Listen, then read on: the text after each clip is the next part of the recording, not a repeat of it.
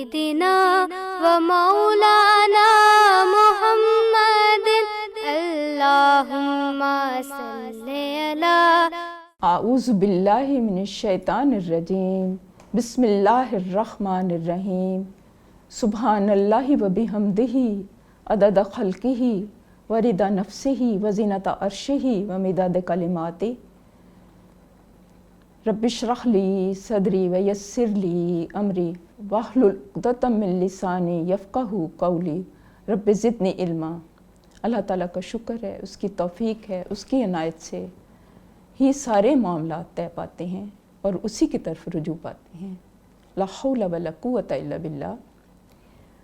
ہم ٹاپک کر رہے تھے، جیسے کہ آپ سب کو علم ہے کہ پچھلے سیشنز میں بھی ہم یہی ڈسکس کر رہے تھے کہ آپ صلی اللہ علیہ وسلم سے محبت اور اس کی علامتیں، اسی ضمن میں ہم نے کچھ واقعات پیش کرنے کی کوشش کی۔ وہی جذب، وہی شوق، وہی محبت، وہی آپ کے ارد گرد رہنا، آپ کے پاس رہنا، آپ کے دیدار کا تمنائی ہونا، آپ کی رفاقت میں رہنا۔ کیوں؟ کیونکہ صحابہ کرام آپ صلی اللہ علیہ وسلم سے دلی اور روحانی محبت کرتے تھے، اور اس محبت کی وجہ کیا تھی؟ یہ بھی تو سوچنے کا مقام ہے۔ اس کی وجہ کیا تھی؟ وہ مقصد کی یگانگت تھی۔ ایک ہی طرز سے سوچنا، ایک ہی طرز سے اپنے مقصد کے لیے اکٹھے ہونا۔ ایک ہی کلمہ نے انہیں جوڑا تھا۔ وہ کلمہ کون سا تھا؟ کلمہ توحید، لا الہ الا اللہ محمد رسول اللہ صلی اللہ علیہ وآلہ وسلم۔ نہیں ہے کوئی معبود سوائے اللہ کے، نہیں ہے کوئی مطلوب سوائے اللہ کے، نہیں ہے کوئی محبوب سوائے اللہ کے۔ یہی ان کا مقصد تھا، یہی ان کی تمنا تھی، یہی ان کی طلب تھی، یہی ان کی تڑپ تھی، اور یہی ان کا مقصد تھا۔ اس مقصد اور سوچ کی یگانگت سے ان کی روحیں آپس میں بہت جڑ گئی تھیں، اور ان کا یہ رشتہ ایمانی رشتہ بھی تھا، روحانی رشتہ بھی تھا، قلبی رشتہ بھی تھا، جذباتی رشتہ بھی تھا۔ لہٰذا وہ زندگی کے تمام مراحل میں آپ صلی اللہ علیہ وسلم کو اپنا آئیڈیل سمجھتے تھے اور مانتے تھے، اور اسی شوق و طلب میں وہ پروانوں کی طرح آپ کے ارد گرد رہتے تھے۔ یہاں پر ایک اور واقعہ ہے حضرت فاروق رضی اللہ عنہ کا، کہ وہ کس طرح سے وہ زندگی میں بھی وہ آپ کے دیدار اور رفاقت کے طلبگار رہے، اور پھر انہیں جو ان کی سوچ تھی وہ سوچ ہی یہ بن گئی تھی آپ صلی اللہ علیہ وسلم کو ترجیح دینا، زندگی میں بھی اور آخرت میں بھی۔ تو انہوں نے اپنی تمنا کا اظہار کیا، اس آرزو کا اظہار کیا کہ جب میں اس دنیا سے چلے جاؤں نا تو مجھے حضور پاک صلی اللہ علیہ وسلم کے پہلو میں دفن کرنا۔ مطلب کتنی خوبصورت یہ آرزو ہے کہ میں زندہ بھی آپ ہی کے ساتھ رہوں، آپ کی رفاقت پاؤں، اور جب میں اس دنیا سے چلے جاؤں اور آپ صلی اللہ علیہ وسلم جب اس دنیا سے پردہ فرما جائیں تو اس وقت بھی میں آپ کے ساتھ میری تدفین ہو۔ یہ ان کی آرزو تھی۔ یہاں پر ان کی آرزو کا یہاں پر جن الفاظ میں ذکر کیا گیا ہے میں آپ کے سامنے رکھتی ہوں اللہ تعالیٰ کی توفیق سے۔ یہاں فرمایا کہ اس کو نقل کیا ہے بخاری نے، یہ واقعہ روایت کیا ہے۔ اس کا ترجمہ کچھ یوں ہے کہ عمر بن الخطاب رضی اللہ عنہ نے فرمایا، اے عبداللہ بن عمر، یعنی انہوں نے عبداللہ بن عمر کو یہ کہا کہ اے عبداللہ بن عمر، ام المومنین عائشہ رضی اللہ عنہ کے پاس جا کر کہو عمر آپ کو سلام کہتا ہے، میرے لیے امیر المومنین کا لقب استعمال نہ کرنا، کیونکہ اب میں مومنوں کا امیر نہیں رہا، اور ان سے کہنا کہ عمر بن الخطاب آپ سے اپنے ساتھیوں کے پڑوس میں دفنائے جانے کی اجازت طلب کرتا ہے۔ یعنی انہوں نے کہا کہ آپ میرا یہ پیغام جو ہے وہ بی بی عائشہ کو دے دینا، اور ان کو کہنا کہ میں حضور پاک صلی اللہ علیہ وسلم کے ساتھ تدفین جو ہے وہ میں چاہتا ہوں کہ میری تدفین جب ہو، جب میں اس دنیا سے چلا جاؤں تو ان کے ساتھ مجھے دفن کرنا۔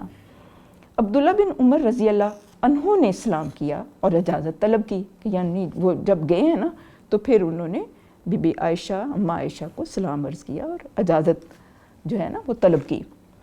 داخل ہوئے تو وہ بیٹھے رو رہی تھیں، حضور پاک صلی اللہ علیہ وسلم کو یاد کر رہی تھیں۔ عرض کی کہ عمر بن الخطاب رضی اللہ عنہ آپ کو سلام کہتے ہیں اور اپنے دونوں ساتھیوں کے پڑوس میں دفنائے جانے کی اجازت طلب کرتے ہیں، یعنی وہ اجازت مانگ رہے ہیں کہ ان کے قریب انہیں دفن کیا جائے۔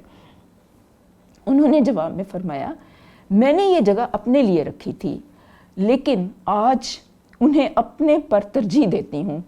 تو وہ کہتی ہیں کہ یہ جگہ تو میں نے اپنے لیے رکھی تھی، کہ ان کی بھی خواہش تھی، ظاہر ہے کہ وہ حضور پاک صلی اللہ علیہ وسلم کی بیگم تھیں، تو ان کا یہی تھا کہ وہ بھی حضور پاک صلی اللہ علیہ وسلم کے پہلو میں دفنائی جائیں. وہ آپ صلی اللہ علیہ وسلم کے محبوب اہلیہ تھیں، یہ آپ سب جانتے ہیں. تو انہوں نے کہا کہ گو کہ میں نے یہ جگہ اپنے لیے رکھی تھی لیکن میں انہیں ترجیح دیتی ہوں. جب وہ واپس پلٹے تو کسی نے کہا یہ عبداللہ بن عمر رضی اللہ عنہ واپس پلٹ آئے ہیں. تو حضرت عمر نے پھر ان سے پوچھا کہ آپ کیا خبر لائے وہ؟ تو انہوں نے یہ کہا کہ امیر المومنین کو جو خبر پسند ہے وہی میں خبر لایا ہوں کہ انہوں نے اجازت دے دی ہے. فرمانے لگے الحمدللہ میری نگاہ میں اس سے اہم کوئی بات نہ تھی.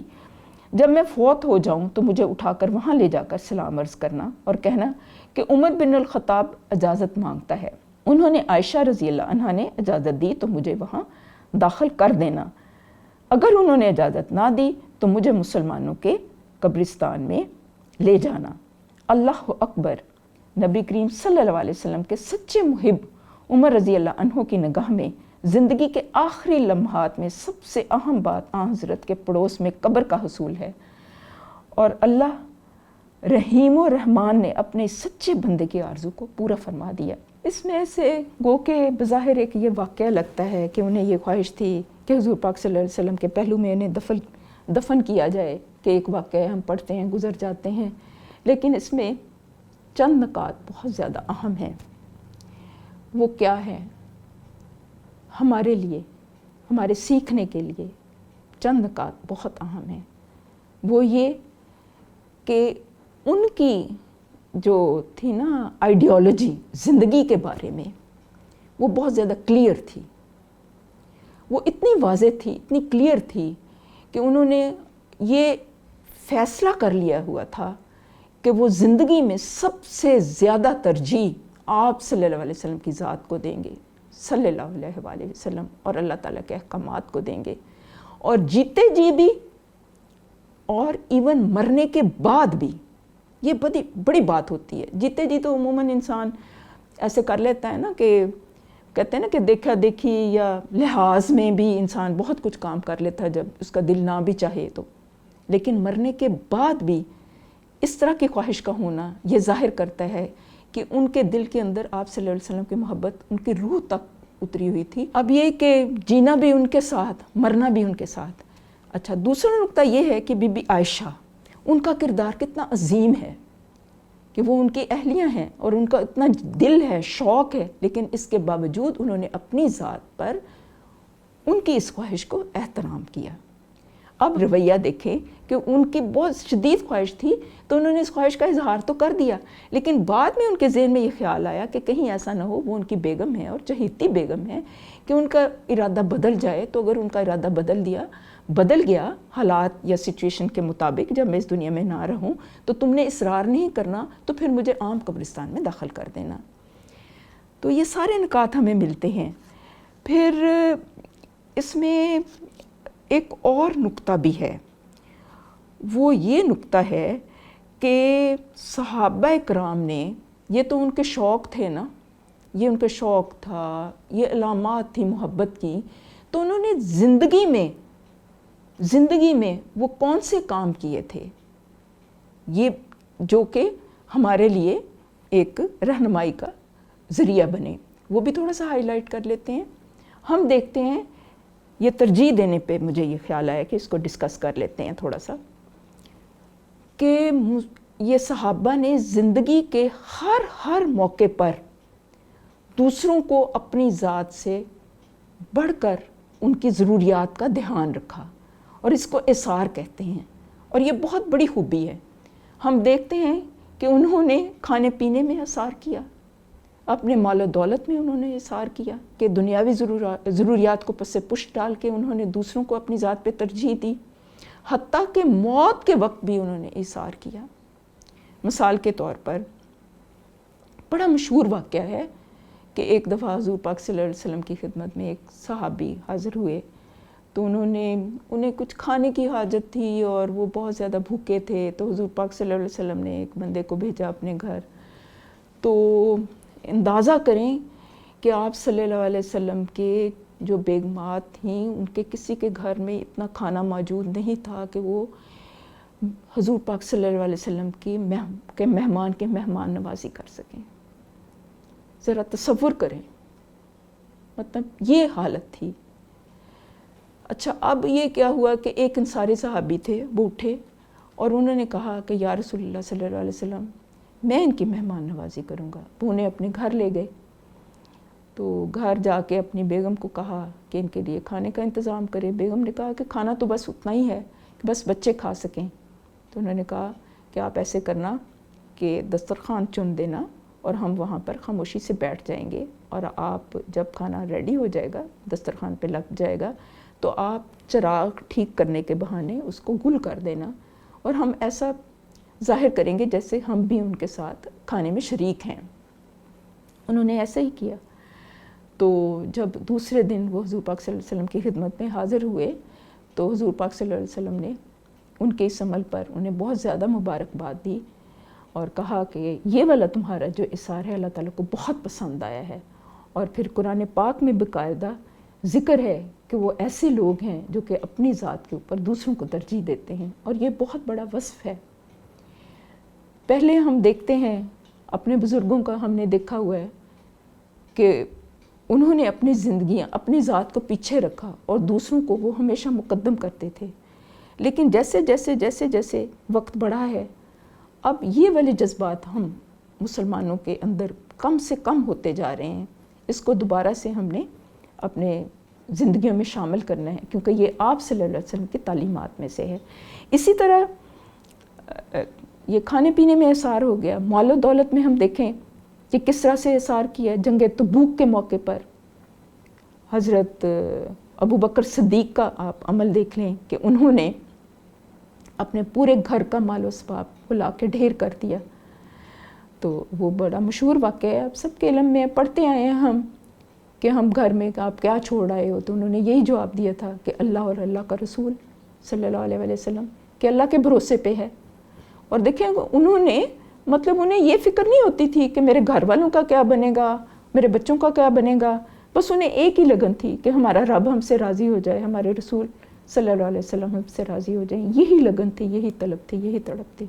اور جان میں اثار کا واقعہ میرے ذہن میں یہ آیا ہے کہ غالباً جنگ یرموک کا واقعہ ہے کہ اس وقت کافی جو صحابہ تھے وہ زخمی حالت میں پڑے تھے.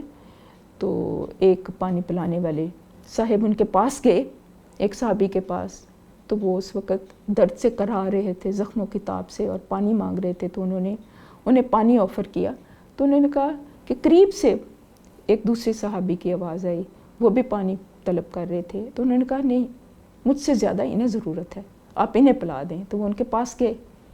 تو پھر قریب سے ایک اور صحابی کی اسی طرح سے پانی کے بارے میں وہ بھی مطلب طلب کر رہے تھے پانی. زخموں کی حالت تھی اور حالت کوئی زیادہ اچھی نہیں تھی. تو انہوں نے پانی آفر کیا. تو انہوں نے کہا نہیں، وہ پہلے کو پلا دیں.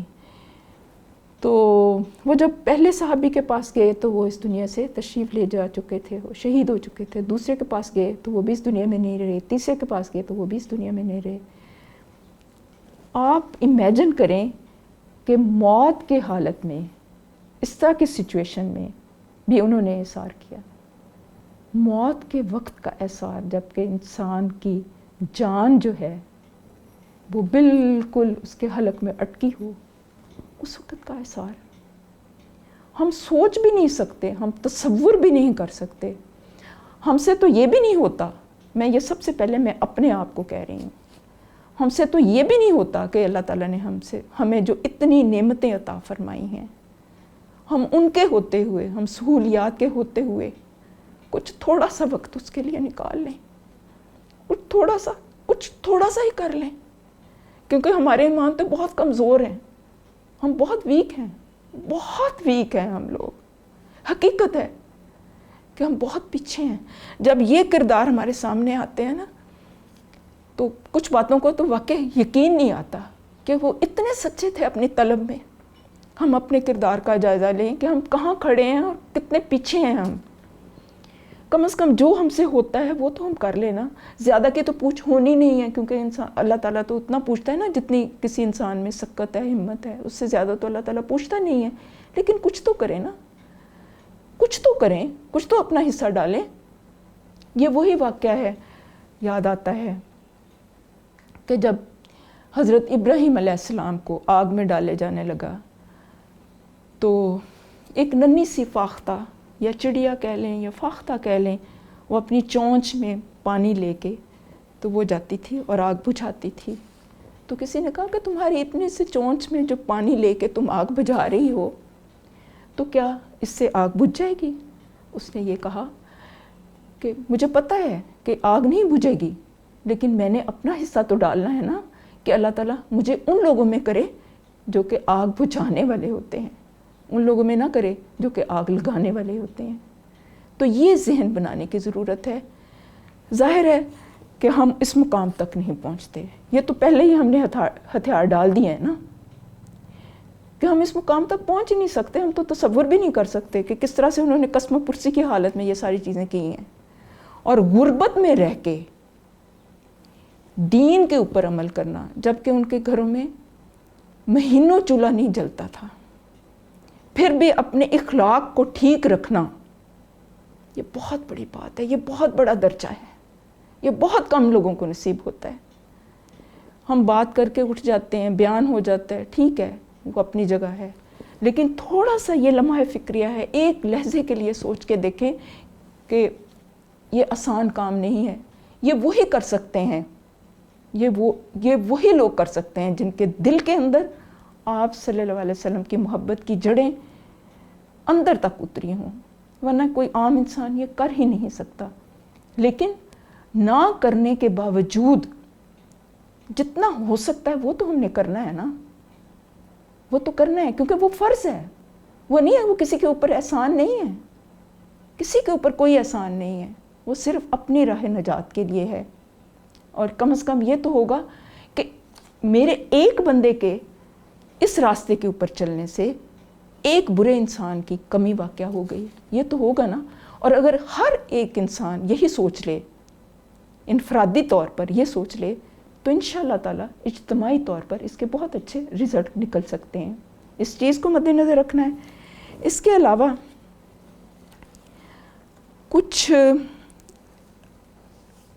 میں سمجھتی ہوں کہ کچھ حقائقات ہیں جو کہ دل کو نرم کرنے کے لیے ہیں اور موٹیویشن کے لیے ہیں. میں مناسب سمجھتی ہوں کہ وہ بھی میں آپ کے سامنے ڈسکس کر لوں. آپ صلی اللہ علیہ وسلم نے فرمایا کہ دنیا میں نے ہر شخص کا احسان اتار دیا سوائے ابو بکر صدیق کے، کہ انہوں نے اپنا جان مال، اپنا سب کچھ اس دین کے لیے قربان کر دیا. اور یہ واقعی حقیقت ہے.